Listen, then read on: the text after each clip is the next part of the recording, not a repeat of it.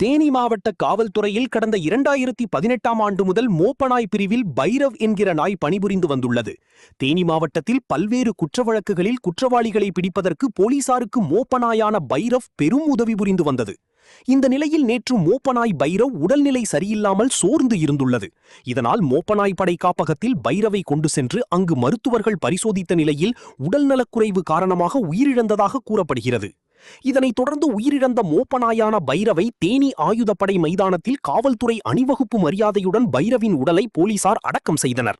கடந்த 8 ஆண்டுகளாக தேனி மாவட்ட காவல்துறையில் குற்றவாளிகளை படிப்பதற்கு உதவிய பைரவ் உயிரிழந்தது காவல்துறை வட்டாரத்தில் சோகத்தை ஏற்படுத்தியுள்ளது.